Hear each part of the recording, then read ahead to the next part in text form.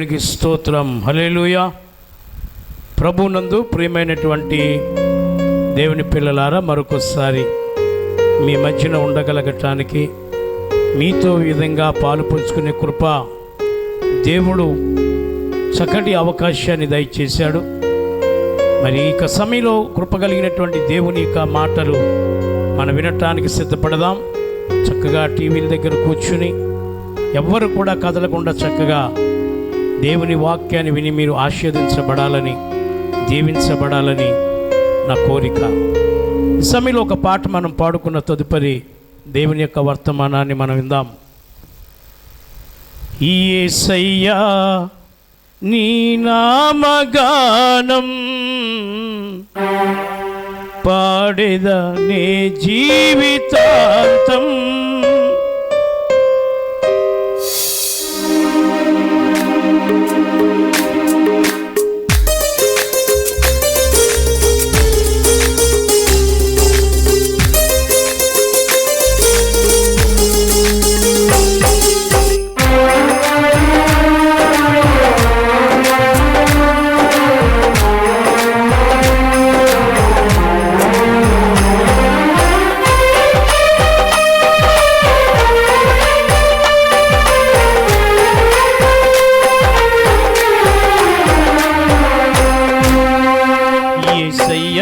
నీ నామగానం పాడెదనే జీవితాంతం.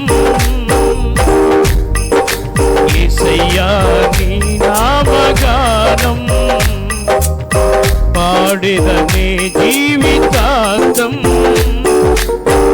శోధన వేదన బాధలు కలిగిన, శోధన వేదన బాధలు కలిగిన నే పాడెద శాంతి గీతం,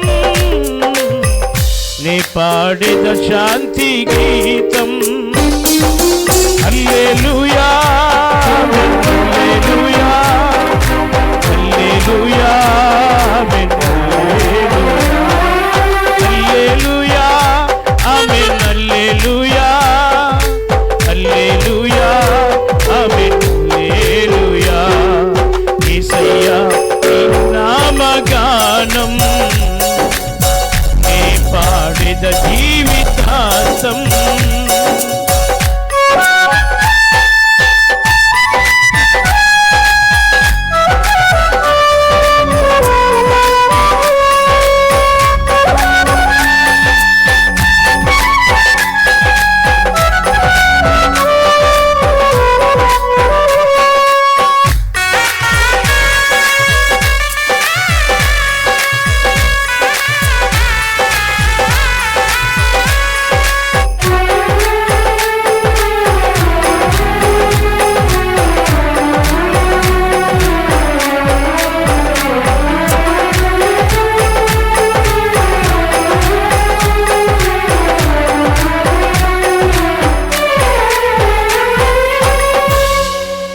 జీవాధిపతి అయిన దేవా, నిత్య జీవం నా కొసగినావా.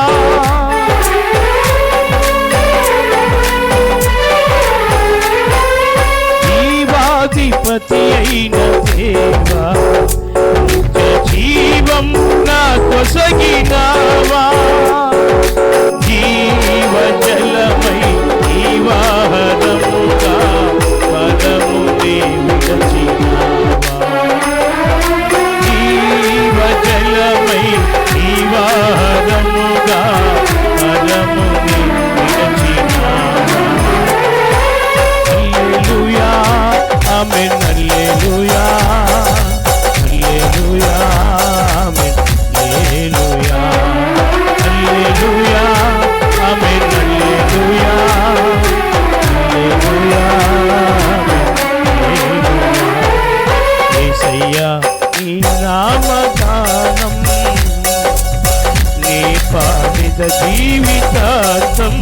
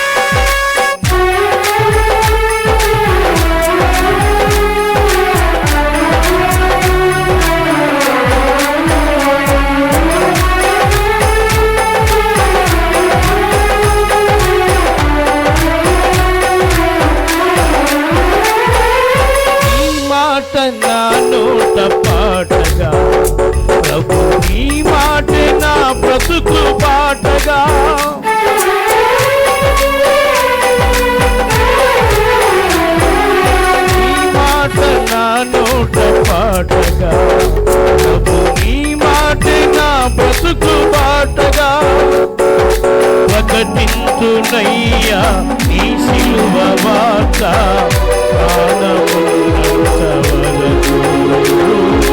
ప్రకటించునయ్యా నీ సిలువ వార్త ప్రాణమున్నంత వరకు.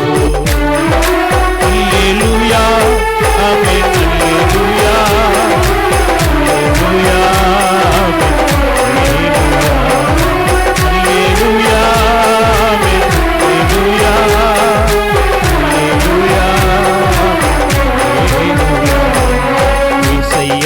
నీ నామగానం పాడిదని జీవితాంతం.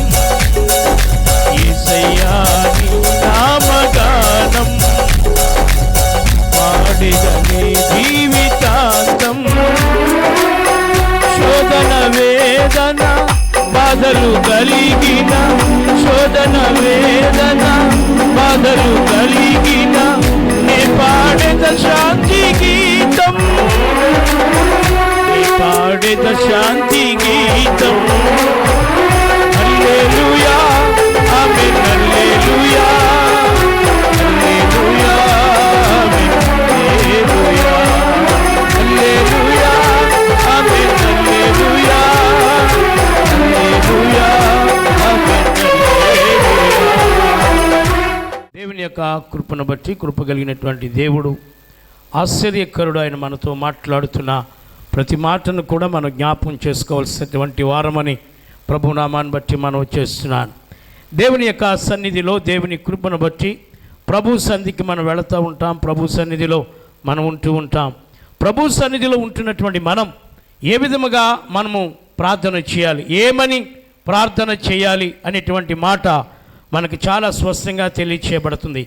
ఏమని ప్రార్థన చేయాలి, ఎలా ప్రార్థన చేయాలి, ఏ విధముగా ప్రార్థన చేస్తే మనము దేవుని సన్నిధికి వచ్చిన వారు మేలు పొందుతాం, మేలు పొందగలుగుతాం అనేటువంటి దాన్ని జాగ్రత్తగా మనం ఆలోచన చేయవలసినటువంటి వారమని మనం చేస్తున్నాను.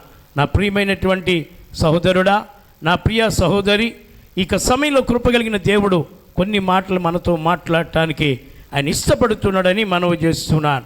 దేవుని లేఖన భాగంలో మనం చూస్తే ఇక్కడ 32 ఆదికాండ గ్రంథము 26వ వచన భాగములో మనం చూస్తే ఇక్కడ ఆశీర్వాదించమని ప్రార్థన చేస్తున్నట్లుగా మనం చూస్తూ ఉన్నాం. ఆశీర్వాదించమని ప్రార్థన చేయాలి. దేవుని సన్నిధికి వచ్చినటువంటి ప్రతి ఒక్కరు కూడా నన్ను ఆశీర్వాదించు అని చెప్పి ప్రార్థన చేయాలి. ఆశీర్వాదం కావాలి. దేవుని సన్నిధికి వచ్చి మనం అడగవలసినటువంటి వాటిని మనకి స్పష్టంగా తెలియజేస్తున్నాడు. దేవుని సన్నిధికి వచ్చిన మనం ఖాళీగా ఉండటం కాదు, వ్యర్థంగా గడపటం కాదు. దేవుని సన్నిధికి వెళ్ళినప్పుడు నీ ప్రవర్తన జాగ్రత్తగా చూసుకో అని చెప్పి తెలియజేస్తున్నాడు. మనం వృధా చేసుకుంటాం కాదు, వ్యర్థంగా ఏదో వెళ్ళి కూర్చుని వెళ్ళాము వచ్చామనే మాట కాదు. కానీ ఇక్కడ మాట్లాడుతున్నటువంటి మాటని తెలియజేస్తున్నాడు. ఏం చెప్తున్నాడు ఇక్కడ? ఆశీర్వాదించమని. ఇక్కడ 32 ఆదికాండ గ్రంథము 26లో ఒక వ్యక్తి కనపడుతున్నాడు. ఆ వ్యక్తి ఎవరో కాదు, యాకోబు. దేవుని మహాకృపను బట్టి యాకోబు తిరుగు ప్రయాణములో ఎబ్బోకు రేవు దగ్గర మాట్లాడుతున్నాడు. ఏమని ప్రభుతో మాట్లాడుతున్నంటే, నీవు నన్ను ఆశీర్వదించు. భార్యలను పంపేశాడు, బిడ్డలను పంపేశాడు, మందలు పంపాడు, అన్నీ కూడా వెళ్ళిపోయినాయి. కడకు తాను ఒక్కడే ఎబ్బోకు రేవు దగ్గర మిగిలాడు. మిగిలినటువంటి ఆయన దేవుని సన్నిధిలో అడుగుతున్నాడు, నీవు నన్ను ఆశీర్వదించు అని. తెల్లవారిపోతూ ఉంది. తెల్లవారులు అడుగుతున్నాడు, నీవు నన్ను ఆశీర్వదించు, నీవు నన్ను ఆశీర్వదించని.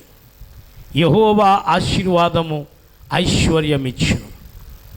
ఈరోజు మనం ఆలోచన చేసినట్లయితే, ఒకటి భూ సంబంధమైనటువంటి ఆశీర్వాదము, 2 పర సంబంధమైన ఆశీర్వాదం. భూ సంబంధమైన ఆశీర్వాదం ఏంటి పాస్టర్ గారు అని అంటే, భూ సంబంధమైన ఆశీర్వాదం ఒక ఉద్యోగం, ఒక ఇల్లు, పొలము, మేడ, మిద్దెలు, కార్లు, ఫ్యాక్టరీలు, ఇవన్నీ కూడా మనం చూస్తే భూ సంబంధమైన ఆశీర్వాదాలు. బిడ్డలు, అలాగే పొలాలు, స్థలాలు, ఇవన్నీ కూడా ఆశీర్వాదం, భూ సంబంధమైన ఆశీర్వాదాలు. ఇవన్నీ కూడా మనతో పాటు వచ్చేవి కాదు. ఆశీర్వాదము అని అడుగుతున్నాడు. భార్యలున్నారు, మందలున్నాయి, వెండి బంగారం, ఆస్తిపరుడయ్యాడు, మొదట ఏమీ లేనివాడిగా వెళ్ళాడు, ఏమీ లేనివాడిగా వెళ్ళిపోయాడు. ఏమీ లేనివాడిగా ఒక చేతికర్రతో బయలుదేరి వెళ్ళినటువంటి వ్యక్తి మేనమామ దగ్గరికి వెళ్ళిన తరువాత ఆ మేనమామ దగ్గర ఆశీర్వదించబడ్డాడు, మందలు కాశాడు. 21 సంవత్సరం అక్కడ ఉండిపోయాడు. 21 సంవత్సరం పద్దనరాములో ఉన్న తరువాత దేవుడు అతనికి మందలు, భార్యలు, పిల్లల్ని ఇచ్చిన తరువాత అతనితో దేవుడు మాట్లాడాడు. యాకోబు, ఇక నువ్వు బయలుదేరు. నువ్వు ఎక్కడైతే మొక్కుకున్నావో, ఎక్కడైతే నువ్వు తలగడగా రాయి చేసుకుని, ఎక్కడైతే నూనె పోసి నువ్వు వచ్చావో, నువ్వు నన్ను ఆశీర్వదిస్తే నేను కలిగి ఉన్న దాని అంతట్లో నీకు 10వ భాగం ఇస్తాను నేనని నువ్వు మొక్కుకున్నావు. ఇది దేవుని మందిరమే అన్నావు, ఇది దేవుని యొక్క ఇది భయంకరమైనటువంటి స్థలము అని చెప్పి నువ్వు అన్నావు కదా, మర్చిపోయావా? పద అని చెప్పి దేవుడు యాకోబు రాత్రి మాట్లాడాడు. 21 సంవత్సరం అయిన తర్వాత ఎలా వెళ్ళిపోయాడు మేనమామ దగ్గరికి అంటే, తల్లి చెప్పిన మాటను బట్టి. తల్లి చెప్పింది, వేటాడినటువంటి మాంసం, వేటాడినటువంటి ఆ యొక్క మాంసము కావాలని నీ తండ్రి అడిగాడు. నీ తండ్రి దాన్ని అడిగిన తర్వాత ఆశీర్వాదాలన్నీ యాషోవుకి వెళ్ళిపోతాయి.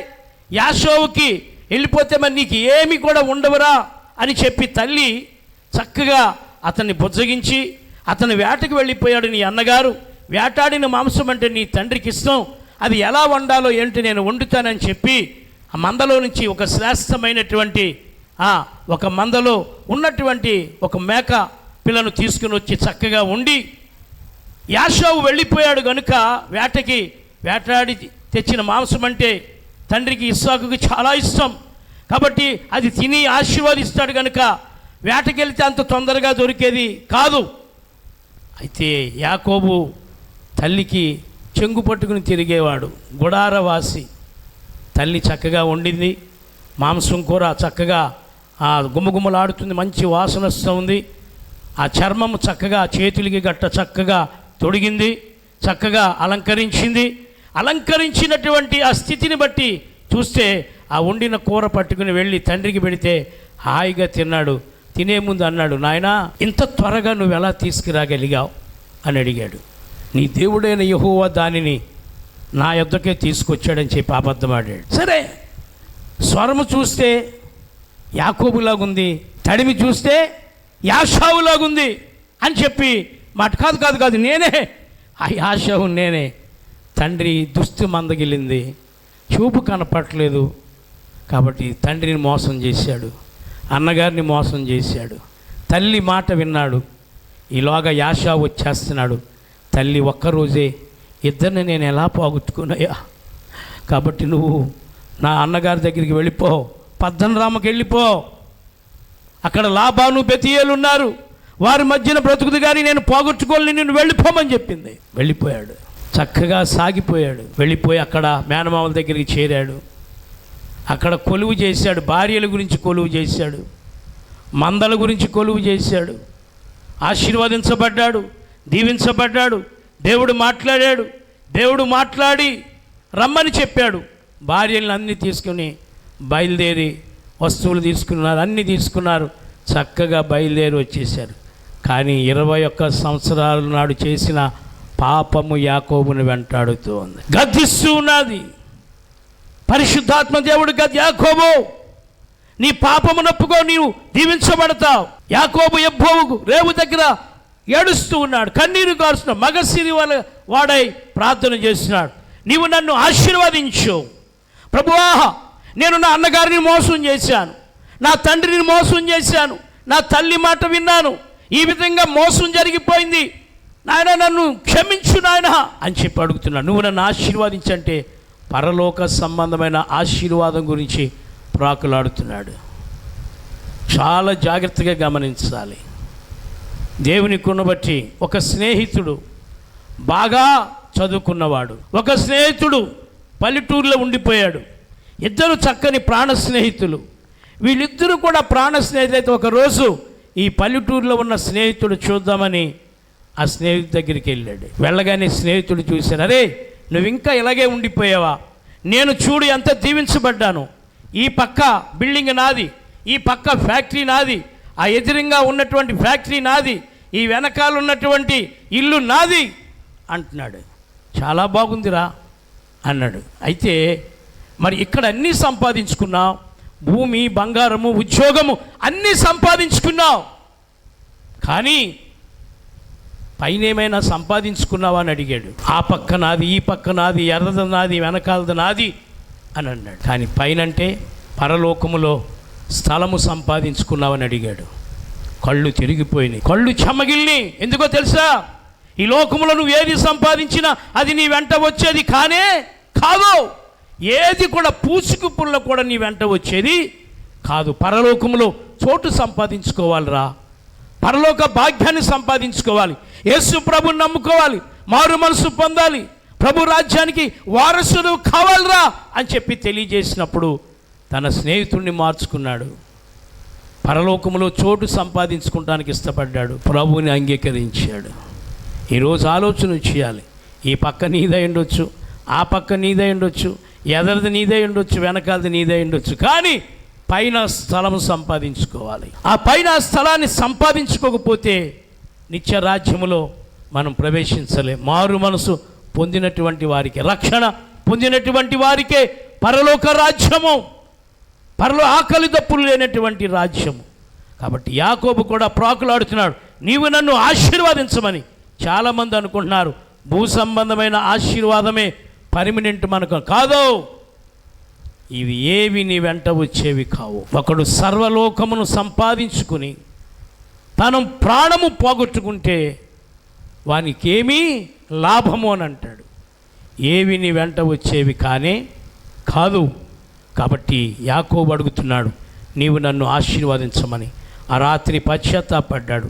ఆ రాత్రి ప్రభు దగ్గర ఏడ్చాడు. తెల్లవారిపోతుంది.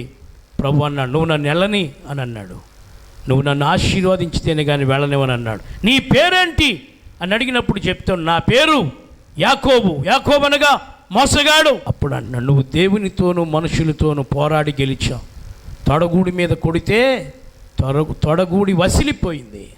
అలాగే దేక్కుంటూ ప్రభు పాదాలను విడిచిపెట్టకుండా గట్టిగా పట్టుకుని నువ్వు నన్ను ఆశీర్వదించమంటే అప్పుడు ఆశీర్వదించాడు. నీ పేరు యాకోబు కాదు, నీ పేరు ఇశ్రాయేలు అని.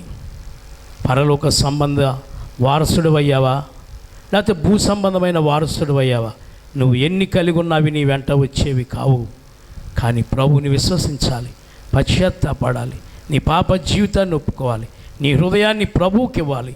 నీ హృదయాన్ని ప్రభువుకి ఇచ్చి ప్రభు యొక్క సన్నిధిలో పశ్చాత్తాపడి మారు మనసు పొంది బాప్తిస్మమును తీసుకుని ప్రభువుని కలిగి నువ్వు చనిపోయినప్పుడు ఇవేవి నీ వెంట రావు. కానీ పరలోకంలో నీకు ఒక స్థలం అంటూ ఉంటుంది, నిత్య విశ్రాంతి. ఆకలి దప్పులు లేనటువంటి రాజ్యం నీకు ఇవ్వటానికి ఇష్టపడుతున్నాడు. యాకోబు కడకు మోసగాడైనటువంటి వాడు తన అన్నగారి దగ్గరికి వెళ్ళటానికి భయం కలిగింది. పాపం ఉన్నప్పుడు ఎప్పుడు కూడా భయం కలుగుతుంది. ప్రభువు ఎప్పుడైతే ఆశీర్వదించాడో అప్పుడు బయలుదేరి యాషావు దగ్గరికి 3 సార్లు నేల దగ్గర సాష్టాంగపడి నా ప్రభు అని చెప్పి అన్నగారి దగ్గరికి వెళ్ళినప్పుడు అన్నగారు హృదయాన్ని దేవుడు మార్చాడు కనుక పాత కోపం ఏమీ లేదు. ఇద్దరు కూడా కౌగులించుకుని ముద్దు పెట్టుకున్నారు. ఈ మందలు తీసుకోమని చెప్పాడు, నాకు వద్దు అని చెప్పాడు. దేవుడు ఇద్దరిని కూడా ఏక మనసు కలిగేటట్లుగా, ఐక్యత కలిగి ఉండేటట్లుగా చేశాడు. ఒక రాత్రి ప్రార్థన ఆశీర్వదించమని చెప్పినటువంటి చేసిన ప్రార్థన దేవుడు ఆలకించాడు. ఇదిగో ఈ సమయంలో కృప కలిగిన దేవుడు నీతో మాట్లాడుతూ ఉన్నాడు. మనం ఏమని ప్రార్థించాలనంటే ఆశీర్వదించమని ప్రార్థన చేయాలి. రెండవది కీర్తన 119 18వ వచ్చిన భాగంలో మాట్లాడతాడు. నేను నీ ధర్మశాస్త్రమందు ఆశ్చర్యకరమైన సంగతులు చూచినట్లు నా కన్నులు తెరువమని ప్రార్థించాలి. కన్నులు తెరువు. కళ్ళు లేవా అనుకోవచ్చు. బాహ్య సంబంధమైన నేత్రాలు కాదు మనకు కావాల్సింది. బాహ్య సంబంధమైన నేత్రాలు కాదు. కొండ మీద ప్రసంగం చేస్తూ మాట్లాడతాడు. కొండ మీద ప్రసంగం చేస్తూ తెలియజేస్తున్నటువంటి మాట ఏంటంటే, హృదయ శుద్ధి గలవారు ధన్యులు, వారు దేవుని చూచెదరు అని చెప్పి తెలియజేస్తూ ఉన్నాడు. నీ కన్నులు తెరవబడాలి. నీ కన్నులు ముయ్యబడిపోయినాయేమో, నీ కన్నులు తెరవబడకుండా నువ్వు దేవుని సంధిలో గడుపుతూ ఉన్నావేమో, పరలోక రాజ్యాన్ని ప్రభువుని చూసేటువంటి కనులు నువ్వు కలిగి ఉండాలి. నీ హృదయం తెరవబడితే నువ్వు ఆయన చూడగలదు, లేకపోతే నువ్వు ఆయన చూడలేవని ప్రభువు నామాన్ని బట్టి మనవి చేస్తున్నాను. ఒక వ్యక్తి దయచేసి గమనించినట్లయితే, దేవుని మహాకృపను బట్టి గమనీయులు పాదముల దగ్గర చక్కగా ధర్మశాస్త్రాన్ని అంతటినీ పఠించినటువంటి వాడు, కనులు తెరవబడలేదు. గమనీయులు పాదముల దగ్గర కూర్చున్నాడు సౌలు, అతని కన్నులు తెరవబడలే. అతను ఎలాంటి వాడు, ఏ పరిస్థితిలో ఉన్నవాడు అని మనం ఆలోచన చేస్తే, అతడు నరహత్యలు చేసేవాడు, మనుషుల ప్రాణాలు తీసేవాడు, సంఘాలను పాడు చేసేవాడు, సంఘాలను హింసించేవాడు, మూర్ఖ స్వభావం కలిగి నడుచుకునేటువంటి వ్యక్తి. ఒకరోజు దమస్కు పట్టణానికి బయలుదేరి వెళుతూ ఉన్నాడు. సంఘాన్ని పాడు చేయాలని పెద్దల దగ్గర సిఫారసు పత్రం తీసుకుని వెళుతూ ఉన్నాడు. గుర్రం మీద వెళుతూ ఉన్నాడు. వెళుతున్నప్పుడు అకస్మాత్తుగా పైనుంచి వెలుగొచ్చి అతన్ని తాకినప్పుడు అతడు గుర్రం మీద నుంచి కింద పడిపోయాడు. అప్పటికే చాలామందిని చంపాడు, అప్పటికే చాలామందిని హింసించాడు, చాలామంది చావుకు కారణమయ్యాడు. ఇలాంటి వ్యక్తి దమస్కు పట్టణంలో ఉన్న సంఘాన్ని పాడు చేయాలని వెళ్ళినప్పుడు మిట్ట మధ్యాహ్నం వేళ అకస్మాత్తుగా వెలుగొచ్చి అతను తాకినప్పుడు అతడు గుర్రం మీద నుంచి కింద పడ్డాడు. కింద పడినప్పుడు కొండ్లు కనపడుతూ మానేసినాయి. వ్యక్తి అంటున్నాడు, నువ్వెవడవు ప్రభువా అంటున్నప్పుడు ఆయన నువ్వు హింసించుచున్న యేసుని అని చెప్పి తెలియజేసు, నువ్వు మునుకోళ్ళకి ఎదురు తిరుగుతూ ఉన్నావు సౌలా అని చెప్పినప్పుడు ఆ వెలుగు అతనితో పాటు ఉన్నవారు చూశారు, కానీ ఆయన స్వరాన్ని సౌలు తప్ప ఎవరు కూడా వినలే. అప్పుడు చెప్తా ఉన్నాడు, నీ దగ్గరికి మనుషులు వస్తారు, నిన్ను తీసుకుని వెళతారు, వారితో పాటు నువ్వు వెళ్ళు అని చెప్పి అననీయాతో మాట్లాడాడు. అననీయా, నీ దగ్గరికి ఒక వ్యక్తిని పంపిస్తున్నాను. ఎవరు? సౌలు. నాయ్ బాబోయ్, ఇదేంటి నాయన నా దగ్గరికి పంపిస్తున్నావు? వాడు మనుషుల్ని సంఘాన్ని పాడు చేస్తున్నాడు, సంఘంలో ఉన్న బిడ్డలని హత్య చేస్తూ ఉన్నాడు. ఇలాంటి పరిస్థితి కలిగినాడు. ఎందుకయ్యా అని అంటే, నేను ఏర్పరచుకోబోయే సాధనమై ఉన్నాడు. నా యొక్క శ్రమలు ఎలా ఉంటాయో నేను చూపిస్తాను. ఇలాంటి వారే కావాలి. ఇలాంటి నరహత్యలు చేశారు పాపులను రక్షించుటకు యేసు క్రీస్తు ఈ లోకమునకు వచ్చెనని దేవుని వాక్యం తెలియజేస్తాం. నరహత్యలు చేసేటువంటి వ్యక్తి, అలాంటి వ్యక్తిని మార్చుకోవడానికి దేవుడు ఇష్టపడ్డాడు. 3 రోజులు ఉపవాసం ఉన్నాడు. 3 రోజులు కూడా అనయ్య దగ్గరికి వెళ్ళి ఏమీ తినలేదు. తన పాపాన్ని ఒప్పుకున్నాడు.